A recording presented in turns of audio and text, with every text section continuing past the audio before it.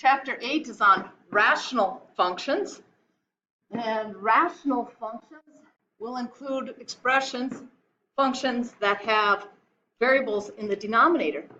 Because remember, rational numbers can be thought of as fractions. So we're going to be graphing them. Okay, we're going to do some operations, add, subtract, multiply, divide, and we're going to solve rational equations. Okay, I kind of like this chapter. I hope you enjoy it too. Okay, lesson 1 is going to be the easy, in quotes, lesson, where you get pretty straightforward variations. We've looked at direct variations before. Y varies directly as x simply means y equals some constant times x, or y is a multiple of x. You can think of it y equals mx plus b, but b equals 0. Okay? So it's going to be a nice straight line. Inverse. Remember what an inverse is? An inverse is a reciprocal, or an opposite, but in this case, an inverse. So when it varies inversely as x, it means you are dividing by x. So y is some constant. We use k a lot. You can use c. You can use your initial. Doesn't matter. But y is the multiple of the inverse of x. Now, some students prefer to say x times y equals your constant. And that is okay until we start doing joint variations, or varies jointly as one or two variables and inversely as another one or two. So after a while, you're going to want to start writing y varies gives you equals, and this will tell you what comes next. Directly, inversely, or in a moment, jointly. Okay? K is the constant of variation, no matter if it's direct or inverse or joint variations. And remember, K can be C, it can be A, it can be M, it can be whatever letter you want. We aren't going to get stuck in a rut on that. Okay? To determine if a variation is direct or inverse, simply solve it for y. So this first one, when we solve for y, we have to divide by x. Now x is in the denominator, so it's using the inverse. So this is an inverse variation. This one, x is divided by y, so to undo that, we have to multiply to get y out of the denominator. So now we have y is x over 3, or 1/3 x. Well, then y is some multiple of x. That is a direct variation.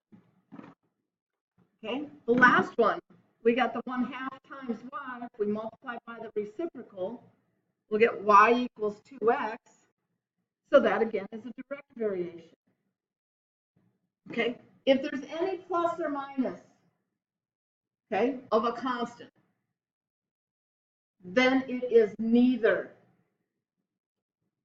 Okay, because if you have a plus or a minus, all of a sudden you're not just adding or just multiplying or dividing. You've got something else going on. So to be a direct or inverse variation, you have your x term and your y term. Or you can get to x and y, but no other numbers or constants with it.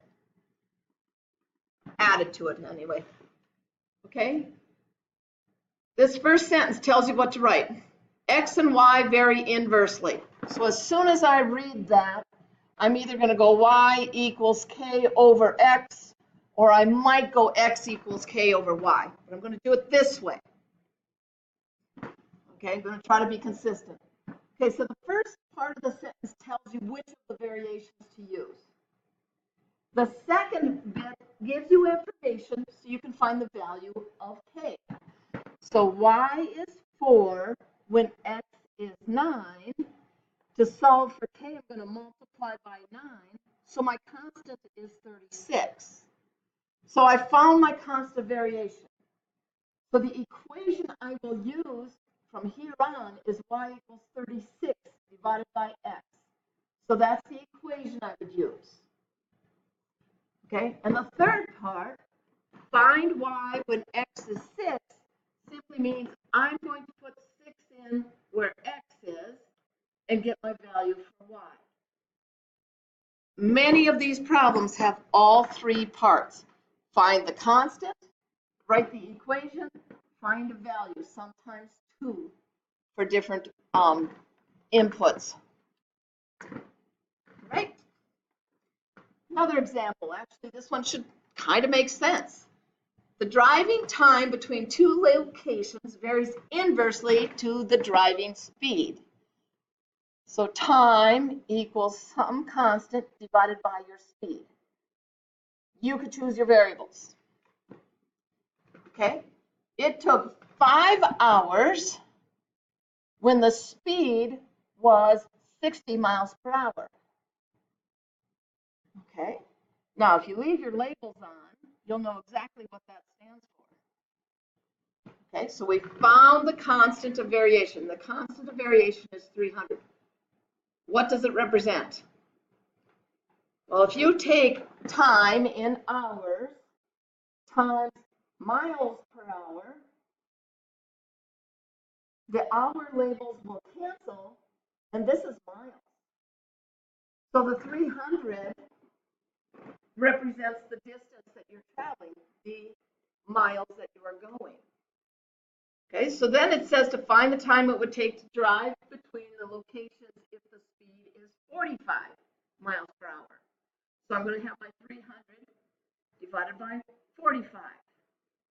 And you can all figure that out.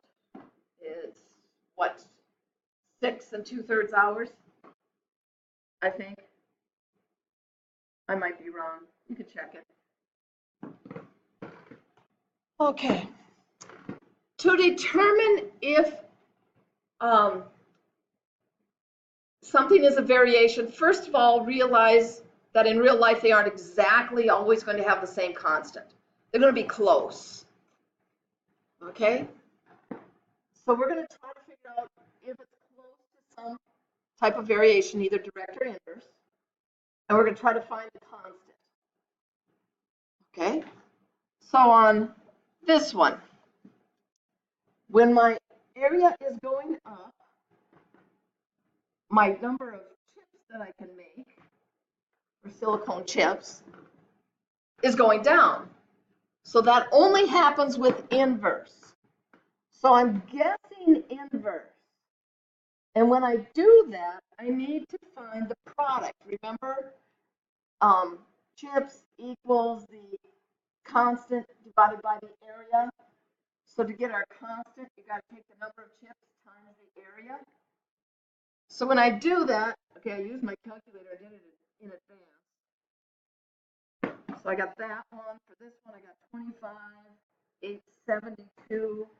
For this one, I got 26,320. Now I'll go back and do the first one. I got 25,984. Okay, so when I look at those, they're pretty close. I'm going to guess that my constant is about 26,000. Because that's kind of between all of my stuffs. A couple of them are a little lower, but a couple of them are a little higher. So I'm going to guess that it's pretty close. So when I write this, the number of chips I have is about 26,000 divided by the area of the chip that they want to make. Okay. Approximately. It's not perfect, but it's approximate. All right. Joint variation. And I always have somebody really goofy and says, well, that's when you roll your joint wrong, but don't get crude on me, please. Okay? None of you know about that, right? Okay. That occurs when a quantity, varies directly with a product of two or more other quantities. Okay? When you want to determine, for example, the number of board feet you have, okay? The number of board feet, that depends on length, width, and depth of your board. So board feet is an excellent example of joint variation. Okay? It says y varies jointly as x and z. Okay, as soon as you see y varies, that gives you y equals k. Jointly tells you it's going to be the product of some things. So product of x and y, or x and z, excuse me. Okay, I got interrupted by the bell. So when it says y varies jointly, here comes the y varies. So y equals some constant. When you read the word jointly, that tells you you're multiplying by what? Two things. Okay, when it says p varies jointly, what are you multiplying? Q, R, and S. Okay, here's an example. The cost of the medicine varies jointly with the dosage and the number of days. The cost of the medicine varies jointly. So there your M equals constant. And then with your dosage and the number of days are the two things you're multiplying. Okay. The variable z varies jointly. Okay, so right away it tells me z equals constant times. And it tells me what in this prepositional phrase, there we go, English and math, prepositional phrase, x and y. Then they're giving you information again. Z is 60 when x is -4 and y is 5. So 60 equals -20 times the k, so k is -3. So I get z equals -3xy. There's the equation that we can put numbers into. Find z when x is 7 and y is 2. Okay, I was doing this in my head the other day. 14 times 3. But I did 3 times 2 to get 6. 6 times 7 is easier. Please note, sometimes the z is given. So if I say find y when z equals 90 and x equals 3, or 4, whatever it has to be, then I'm going to have 90 equals -3 times 3 times y. So sometimes a different variable is the unknown. You know the outcome, the output, but you don't know one of your inputs. All right. So this should be quick. Write an equation for the given relationship. R varies inversely with x. Okay? R varies, R equals K. Inversely tells me divide. S is the other variable.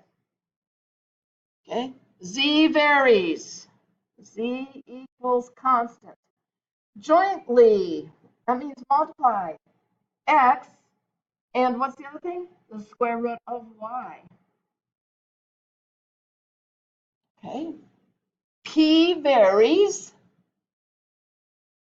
inversely with the cube of q. Inversely puts it in the denominator. Okay. M varies directly with the square of n and inversely with p. That's entirely allowed. Okay. Z varies jointly. I'll probably, I figured that would happen. And it did it again. Z varies, there we go, jointly with u and v, and inversely with the square of w. So just reading the sentence, you should be able to put those variables and constant in place. And there's lesson 8.1.